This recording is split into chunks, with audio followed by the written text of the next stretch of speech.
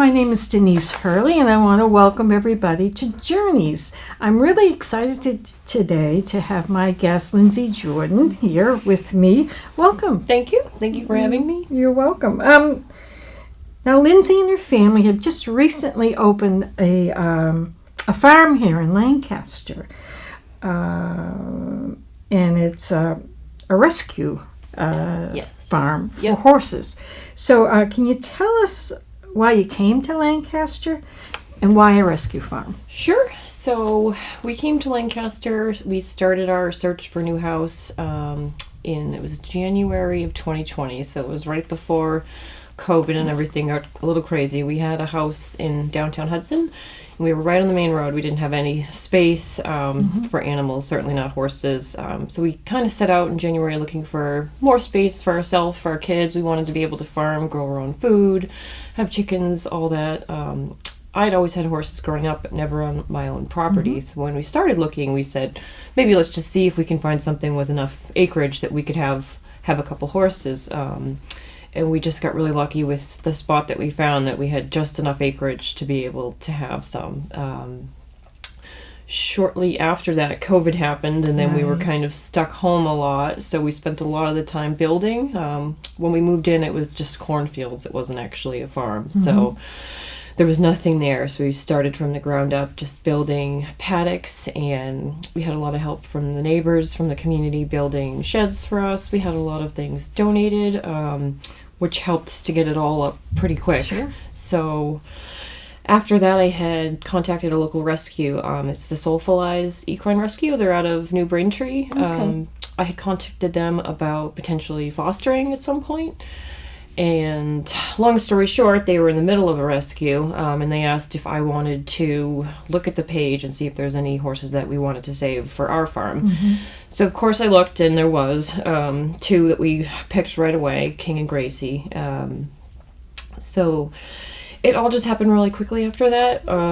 Once we got them, we just started noticing others that were in need. So it happened pretty quick. And then once we started, we realized that we wanted to go make it official and keep doing it in a larger sense. So we applied for our nonprofit status about 6 months ago. Sure. So we've been incorporated. We're still waiting for our 501 to come back from the IRS. Everything's been a little delayed because of COVID. Right. But we are almost there to be an official nonprofit, and then we're hoping in the future that we can get the kind of funding and support to be able to save many more horses in the future. So. Okay. Wow. That's exciting. It's exciting. It happened really quick. It sounds like it. Yeah. But that's excellent. Now, I recently visited the farm, and I enjoyed meeting all the animals. It was great to meet them. Can you talk about your horses and the kind of rehabilitation that's going on for them? Sure. So the rehab, I would say, is largely specific to each horse. It depends a lot on the condition that they come in. The tough thing with rescuing is that we don't really ever know what we're getting. We don't really know the condition that they're in. A lot of the time we only have a photo to pick from. We don't have any information on where they came from, what their health is. So when they arrive, a lot of it is just trying to evaluate immediate needs. Are they stable? Can we work with them? A lot of them come so terrified from what they've been through that we can't get near them enough to examine them. So at that point, it's a matter of making sure they're stable and fed and warm, and just working with them slowly to be able to work with them and examine them. In the case of Gracie, she came feral and very aggressive. She was attacking us. We couldn't get anywhere near her. The vet didn't feel safe examining her. They'll only try to a certain point for everybody's safety. So it took us about 6 months to be able just to get near enough to her. And it was just a matter of just patience, hand feeding her, spending a lot of time with her, trying to get her used to being haltered and led, all the things that horses should know that she just didn't know. So in the case of her, it took us 6 months just to be able to even examine her. In the case of Hope, she came so sick that she went right down off the trailer. She was emaciated, dehydrated. We couldn't get her to stand up. She couldn't stand up on her own. Her hind end had deteriorated so much that she couldn't stand on her own. We had to keep flipping her keep flipping her over to keep getting her up, keep her up. So in the case of her, it was just trying to figure out what was wrong, which is kind of a big part of it's kind of a mystery box of there can be all these different things wrong with them, and we really need to make sure we get the specific issue so we can treat it properly. So with her, we had to just do a lot of different tests. Horses of her size can have a variety of different things wrong with them. EPM, they can have vitamin deficiencies, a lot of different things that can cause what was happening to her. So we had to do a lot of testing first before we could start treatment. So in the case of her, it took a while just to get her physically to a place where she could be standing on her own, eating on her own. We did discover that she had a vitamin E deficiency. So once we started high doses of that, pretty quickly she turned around. And now she can live a pretty comfortable, happy life. She just needs high doses of this vitamin, and she can live a pretty comfortable life. So it just depends largely on each horse and how they come to us. A lot of the time it's mental, sometimes it's physical. It just depends really on what they need. Each horse. So you work with a vet. They come out and help you, take a look and figure out what's going on. So we work with the Equidoc in Spencer. Pretty much as soon as we know we're getting a new horse, I will let them know. And basically it's just a matter of, unless they need, like in case of Hope, they had to come out right away because we couldn't get her up. So they were out pretty much the same day we got her, trying to get her up, keep her healthy. But sometimes they come pretty okay. Lexi, in the case of Lexi, she came emaciated, but she didn't really have anything else wrong with her. So in the case of her, we were able to wait a few weeks. Typically the vet likes to let them settle before they try to work on them. Again, for safety reasons, they've been through all over the country. They've been through auction houses, mistreated, so they come pretty terrified.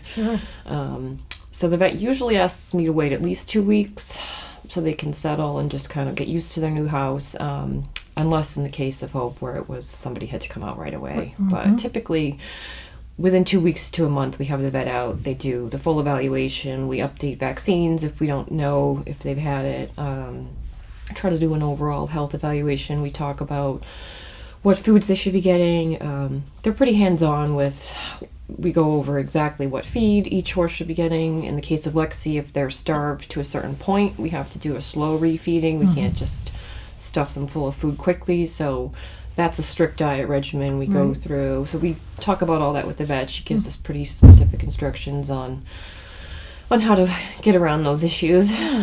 So, and they're out pretty often for various reasons. Vaccines have to happen every 6 months, and then the worming, and then just for different reasons. We've been x-raying certain horses, or this one has a cough. So they're out pretty often, keeping an eye on everybody. How many horses do you have? So we have 7 rescues now and 1 pony, so 8 altogether. Okay.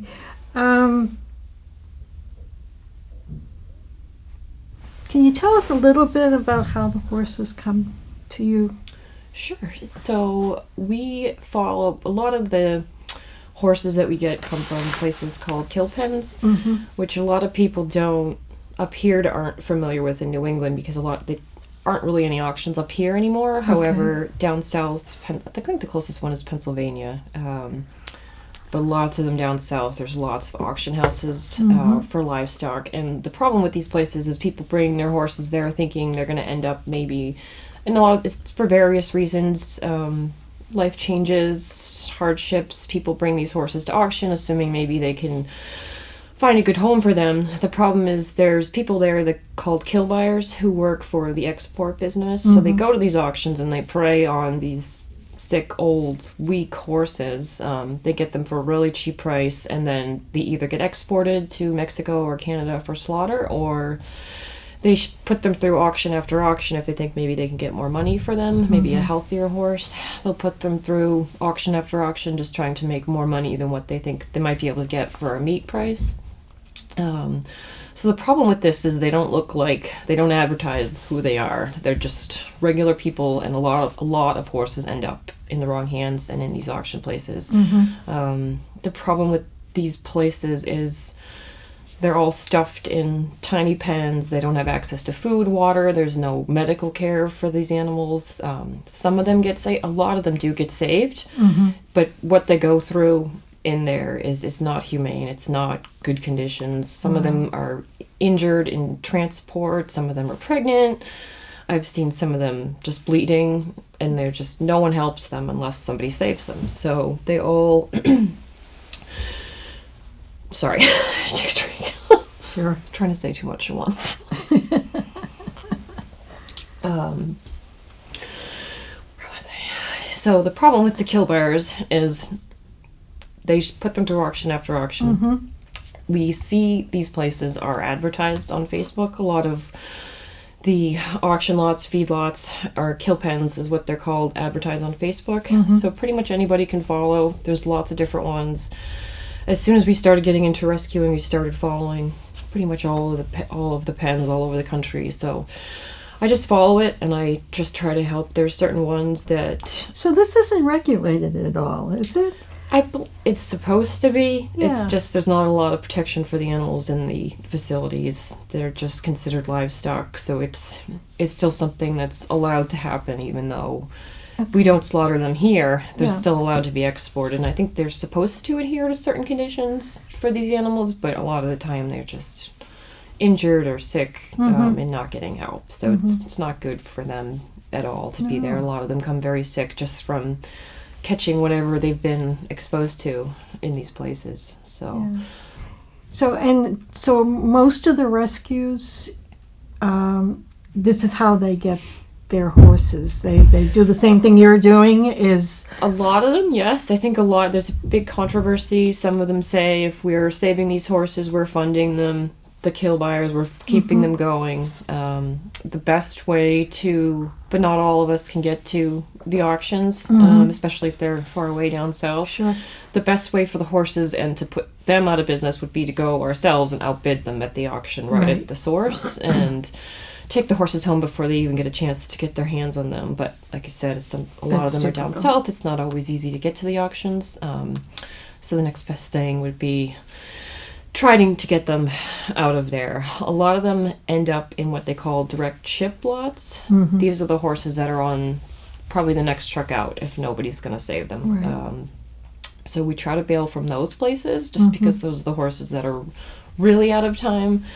Most of the ones that we have were in the direct ship lots. They didn't have much time left before they were going to be shipped. So I try to focus on those ones just because those are the ones that really need saving out of there.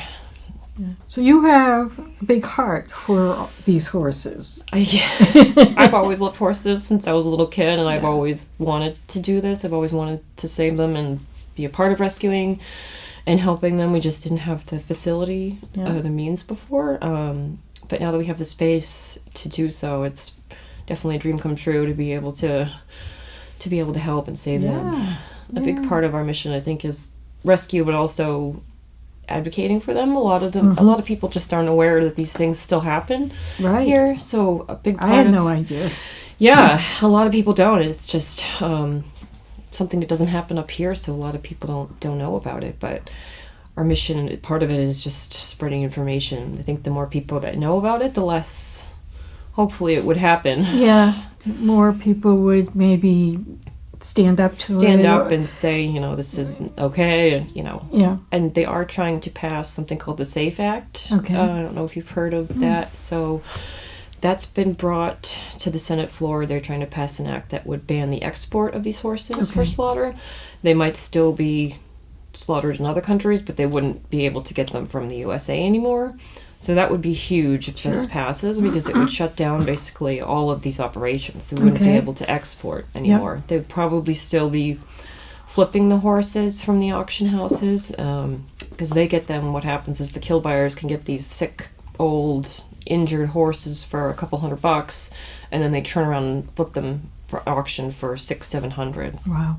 To the public, even though these horses are sick, and so that's how they make their money as well. So that would probably still continue, but we'd at least know that none of them we're possibly going to be shipped for slaughter. So if that passes, that would be huge. That would be huge for the horses. So I'm definitely been watching that really carefully. Okay. Now, what is your intent with the horses? When we met and we spoke a little bit, you said that you thought a few of them would just hang out with you for, forever. You just want them to be comfortable in their elder years.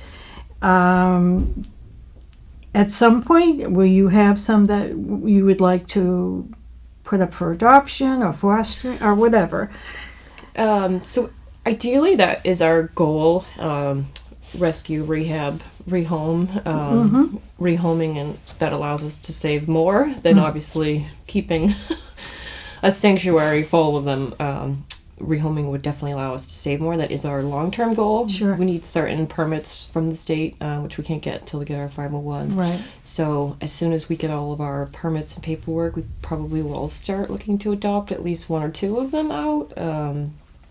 It just depends again on the horse. Hope is retired, our big draft horse. She's just too old and too sore to be doing any work, so I feel better just letting her be lazy and happy for the rest of her life at our house.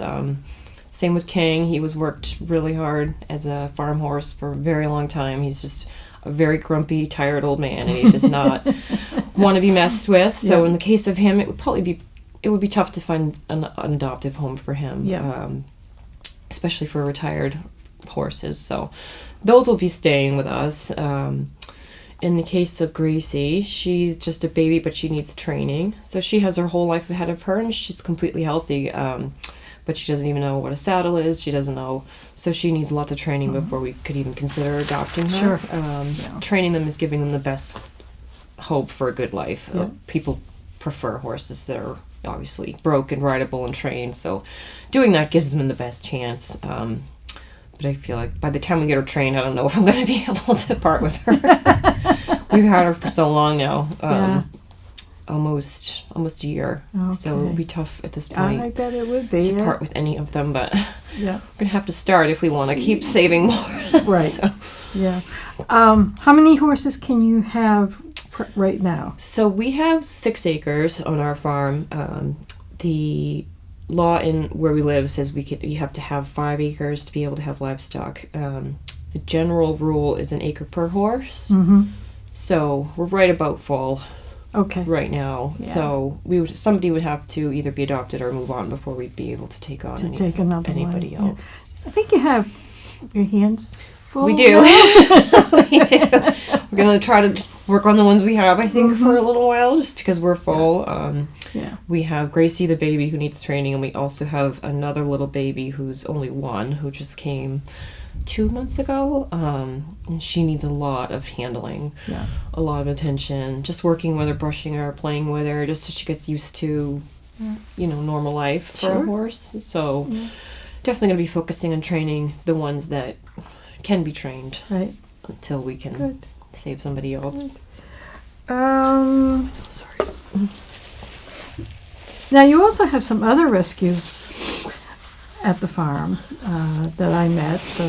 Oh yes, the pigs and the goats, I think. Yes, so we have lots of animals. Some are rescues, some we have raised since babies. We have several rescue bunnies that have been surrendered. Just owner surrender. They just couldn't care for them, so we've taken in, I think we have 5 bunnies now that are surrenders. We have 1 potbelly pig who we raised from a baby named Orson, and then once he went outside, we decided to get him a friend, so we rescued another pig for him. So one of the pigs is a rescue from Pennsylvania. She came from a neglect case, I believe it was. So we've had her for a year also. The goats we've raised since babies, so those are not rescues. We actually got those to help us maintain the property. Eat the poison ivy. Yeah, that's what you told me that. They love the poison ivy. They do. They do a really good job cleaning the apple trees. Okay. So I guess I'm wondering how people can help. You know, how they can reach you, how they can help Sure. you. You also do pony rides too, right? We do. We're still working on, again, we need to get some more permits before we Sure. can officially open all those avenues. Right. We're hoping to, in the spring, is going to be our big push for pony rides, farm tours, Sure. Anything that will help raise funds for the horses. Okay. At this point is good for us. At this point we are self-funded since we're just starting. We have a few supporters, friends and family mostly. Sure. But we'd like to obviously get to a place where we can have a lot more support, so that way we can help more horses. So doing the pony rides and farm tours, it helps to spread the word, and it helps us to feed them. Okay. So hopefully we'll be able to start that in the spring. Nice. Now, you do have a website. We do, yep. So it's www.littlebearstables.com. Okay. We also have a Facebook page, which is facebook.com/littlebearstables. We do lots of updates, cute videos of the pigs and the ducks, lots of updates on the horses whenever we can. Lots of updates on everything. So that would be a good way to keep updated with stuff that's going on the farm, would be to follow the Facebook page. We also have an Instagram page, Little Bear Stables. And if anyone has questions or wanted to visit the farm, the best way would be email, probably littlebearstables@gmail.com. Okay. Just email me. We welcome volunteers. We've had a few already, actually. We had an article that came out a little bit ago, and from that we had a lot of people offered to volunteer, which was amazing. So we have a couple little girls who come pretty often, and they help us clean stalls. Okay. So we are open to that if kids want to come and just help and see what it's about being on a farm, and Yes. we always welcome that. We always need help. We have ourselves and 2 little kids as well, Yep. and we also work outside of the farm. So any help in that regard is always welcome. We have very supportive, amazing neighbors who come over often with treats, and they offer to help walk the horses, brush the horses. So anything like that we're always open to. The next best way obviously would be sharing our page, Sure. just advocating, trying to get the word out. Again, donations would be accepted for helping us feed. We get about 2 tons of hay a month for the horses that we have, which is pretty expensive right now. It was not a good summer. And then grain, we go through about 50 pounds of grain every 2 days for the horses. Oh, okay. So we are at Tractor Supply a lot of the time. So anything people wanted to donate, either for food, we're going to create a wish list as well on Amazon, I think, for just blankets, treats, stuff the horses need. People can, if they wanted to donate that way. Okay. But again, the biggest thing is just sharing, just getting the word out. Get the word out about what we're doing. what you're doing. Yeah. This wonderful, Thank you. Thank you. wonderful thing that you're doing for these horses. It's a dream come true. It's hard, but it's worth it. Okay, well, I want to thank you very much Thank for you. coming and sharing your story. It's Sure. very uplifting what you're doing, the work, and I thank you for doing that. Thank you for having us. This is big help. Anything that helps us spread the word is. Okay. Thank you for having us. All right, we will do that. Sure. Thank you so Okay, much. You're welcome.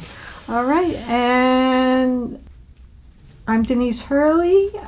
This is Journeys, and I'll see you next time.